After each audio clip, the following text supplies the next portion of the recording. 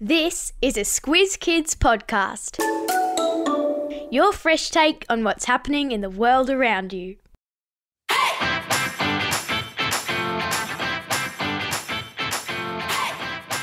Each week we give the world globe a spin and see where we land. Then we take the kids of Australia on an audio excursion to visit that country and its people. I'm Amanda Bauer, and today on Squiz the World we're visiting Thailand, where the 16 million people who make their living growing rice, almost a quarter of the whole population, are getting ready for something called the Royal Ploughing Ceremony.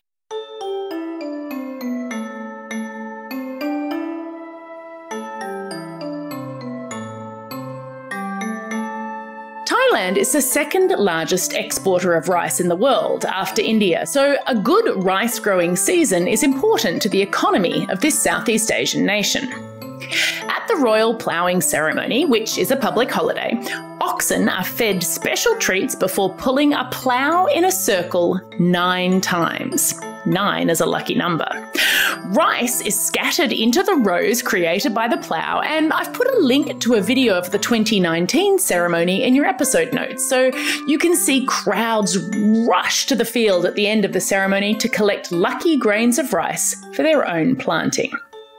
But there's so much more to learn about this country to our northwest than just rice. Strap yourselves into the Squiz Kids Superfast Supersonic Jetliner as we take off and take a squiz at Thailand. Just the facts.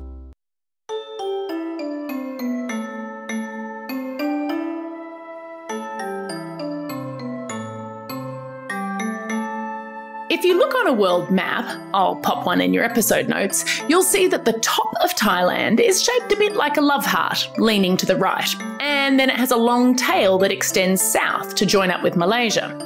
Its other neighbours are Myanmar, Cambodia and Laos. What makes Thailand different from all those neighbours, and something that Thai people are very proud of, is that they were never colonised by a European power. While Britain and France were occupying Thailand's neighbours in the 19th century, the King of Thailand strategically gave up small bits of land while keeping the rest of the country independent. Up until 1932, Thailand remained a monarchy, meaning that the king was in charge of the country. Since then, Thailand has described itself as a constitutional monarchy, meaning that the king has to follow rules set down in the constitution. Australia is a constitutional monarchy too, because our official head of state is still the British Queen, with the Governor-General representing her. But Thailand's system of government is much less stable than Australia's. There have been 20 different versions of that constitution and many periods where the military took over from the government in something called a coup. Right now, the Thai Prime Minister is a former Commander-in-Chief of the military, and his government is described as part democracy, part dictatorship. Okay, enough politics. Woohoo! I bet you don't know the name of the capital of Thailand. Now, some of you may have said Bangkok, and most people would pat you on the back in congratulations.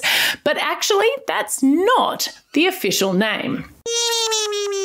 I've asked my friend Daniel Green, he's a teenager who was born and raised in Thailand. He has one British parent and one Thai parent. I've asked him to say the name of where he lives for us. กรุงเทพมหานครอมรรัตนโกสินทร์มหินทราอยุธยามหาดิลกภพนพราชราชธานีบุรีรัมย์อุดมราชนิเวศน์มหาสถานอมรพิมานอวาทันสาธิตสขาธิยาวิษานุคัมประสิทธิ์ That full ceremonial name means, roughly translated, City of Angels, Great City of Immortals, Magnificent City of the 9 Gems, Seat of the King, City of Royal Palaces, Home of Gods Incarnate, erected by Visvakarman at Indra's behest. Whew. Bangkok is actually just a part of that city, and locals refer to their capital as Krung Thep. Good news, both those short names are understood everywhere. Whenever you travel, it's important to learn a few words in that country's language. It's a great way to show respect. So let's learn the lingo. In Thailand, the official language is Thai. The Thai alphabet is different from ours, and it's made up of 76 characters, 44 consonants and 32 vowels. I've popped a link in your episode notes to their alphabet song that's just for the consonants. It is complicated.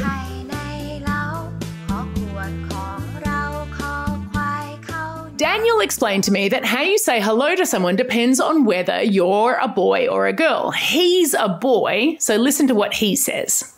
สวัสดีครับ But girls would say sawadee ka. So go on, you give it a try. Boys, sawadee kup. Girls, sawadee ka. Well done.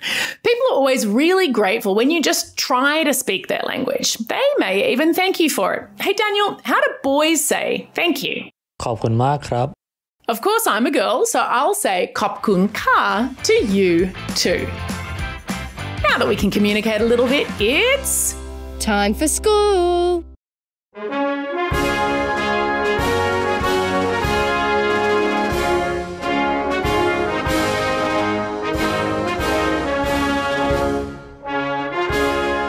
The school day starts at 8 a.m, which is when the national anthem is broadcast all over Thailand. Everyone stops moving to listen respectfully and then slightly bow when the anthem ends. Oh, and if you ever go to the movies in Thailand, be ready to stand before the film when the King's anthem is played. It's actually illegal not to. Anyway, back to school. Kids all over Thailand wear basically the same school uniform. They have a white shirt with the school's initials or logo on the left-hand side and the name of the school or the student's ID number on the right. Boys wear either khaki shorts with brown shoes or black shoes with blue or black shorts. Girls wear navy blue skirts with a very specific design. There are 6 pleats or folds in the front and 6 in the back. Even university students wear uniforms in Thailand, but the students attending Monkey College don't have to. That's right, you heard me correctly. Thailand has a school for monkeys in the region of Surat Thani. The man who founded the college in the 1950s saw that some coconut farmers had trained monkeys to pick coconuts but were beating them if they left ripe coconuts behind. He knew there had to be a better way, so he started teaching the monkeys through positive reinforcement.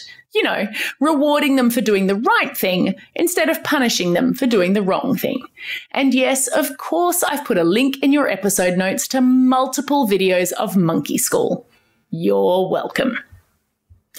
Just like we do PE at school and many of us do sport on the weekends, kids in Thailand are also active, but they have some different options when it comes to Sport time. The national sport of Thailand is called Muay Thai, and it's a kind of boxing that is accompanied by traditional music. It's known as the art of 8 limbs. The word limbs usually refers to just arms and legs, but in Muay Thai, boxers are allowed to hit their opponent with their fists, elbows, shins, and knees. That's 4 body parts and 2 of each, so 8 limbs. Before a Muay Thai bout, the boxers perform the Ram Muay, a 5-minute dance that pays tribute to their teacher and to the guardian spirit of Thai boxing. Last year, the Muay Thai Federation achieved Olympic Committee recognition, which means that it could now be included in the Olympics. Most people think that won't happen before 2028. So if you want to see some before then, there are Muay Thai gyms in Australia. And yes, there's also a link in your episode notes, which, by the way, is definitely the safest way to participate. Whew, I've learned a ton about Thailand and now I'm starving. I think it might be Dinner time. I'm guessing a lot of you will have already tried pad thai, a delicious noodle concoction that many consider to be the national dish of Thailand. But do you know its history? During World War II, Thailand suffered a rice shortage after bad flooding. Rice noodles were considered a Chinese food, not Thai, but producing one serving of rice noodles used much less of the grain. So the government of Thailand created the patriotic dish pad Thai in an effort to encourage noodle eating and save rice. And if you've ever had pad Thai, noodles with a tangy sauce, veggies, meat, peanuts, a squeeze of lime, you'll know why it's become famous all over the world. I've put a recipe in your episode notes to chicken pad Thai, but you can swap in any protein you like. Time for the quiz. This is the part of the podcast where you get to test how well you've been listening. Question number 1. What are Thai monkeys learning at their own special school? Yeah, they're learning how to pick coconuts. Question number 2. When was pad Thai invented?